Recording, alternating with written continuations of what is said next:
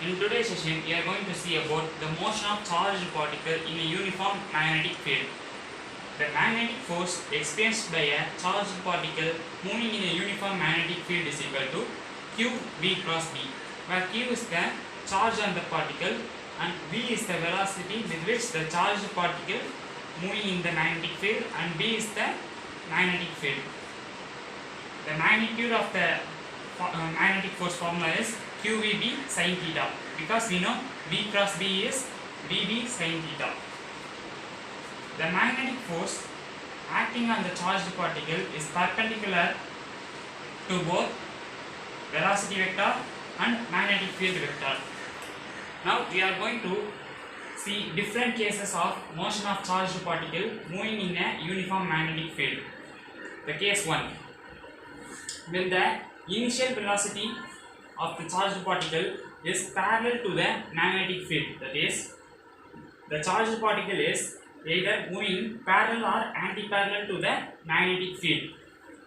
If it's so, if a charged particle is moving parallel to the magnetic field, then the angle between the magnetic field and the velocity vector of the charged particle is 0. Theta is equal to 0.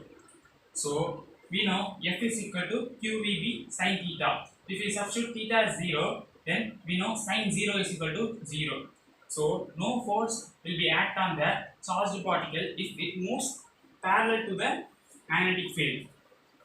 Now, if the charged particle is moving anti-parallel to the magnetic field, that is, the angle between the velocity vector and the magnetic field vector is equal to 180 degree. That is, the charged particle is moving exactly opposite to the given external magnetic field. If it is so, then the force acting on the charged particle is QVB sin 180. We know sin 180 is equal to 0. So no force will be acting on the object which is moving exactly opposite. That is, which is moving anti-parallel to the given magnetic field. Case 2. When a charged particle plus Q is projected perpendicular to the magnetic field, then the force acting on the charged particle is perpendicular to both velocity vector and magnetic field vector, where V is the velocity of the charged particle Q. In this case, we can see many crosses. These cross symbols represent the magnetic field. In this case, these cross symbols represent the direction of magnetic field coming out of the whiteboard, and the dot represent the magnetic field into the board. So when initial velocity is perpendicular to the magnetic field, theta is equal to 90 degree, where theta is the angle between the V velocity of the charged particle and magnetic field vector. So theta is equal to 90 degree. So the magnetic force act on the charged particle is F is equal to QVB sin 90 degree. We know sin 90 degree is equal to 1. So F is equal to QVB. It is the maximum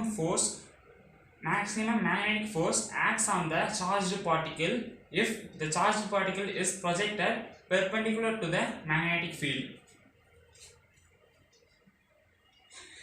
As the force is perpendicular to the velocity of the charged particle,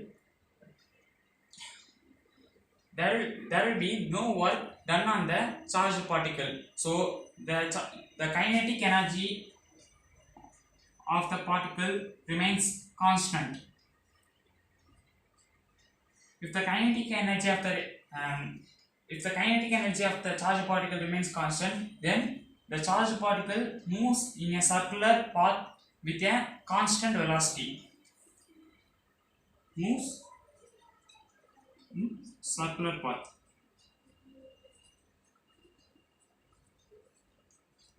With constant velocity. From the case 2, we know that the magnetic field provides the essential centripetal force for the charged particle to move in a circular path. So F vector provides required centripetal force. We know the formula of centripetal force, which is mv squared by r, and we also know the formula of magnetic field if the charged particle is moving perpendicular to the magnetic field. So the angle between the velocity of the charged particle and the magnetic field is 90 degree. So the magnetic force acts on the charged particle is QVB.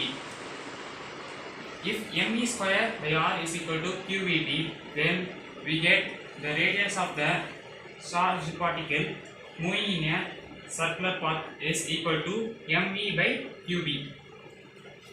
And the period of revolution is nothing but the amount of time taken by the charged particle to complete one circular path, which is equal to circumference of the circle by velocity of the charged particle. The circumference of the circle is 2 pi r by b. On substitute the value of r, we get 2 pi m by qb. Then the frequency of the charged particle, which is equal to 1 by t. On reversing this formula, we get qb by 2 pi m. Case 3.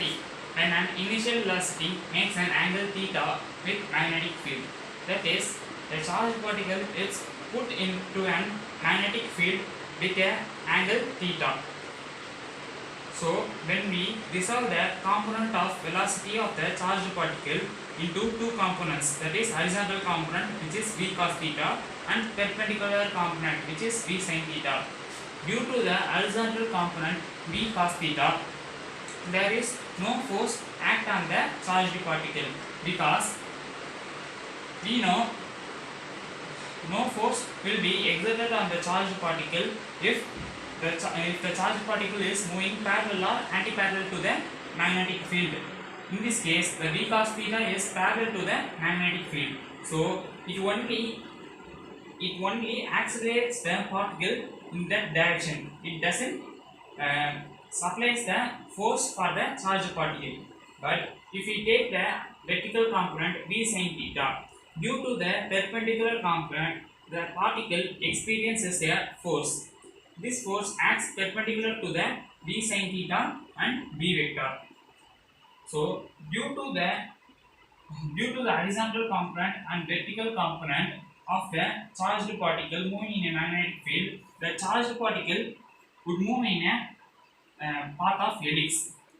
That is, due to the horizontal component, it accelerates forward, and due to the vertical component, we know the charged particle would go in a circular path. So in this case, the charged particle move in helix.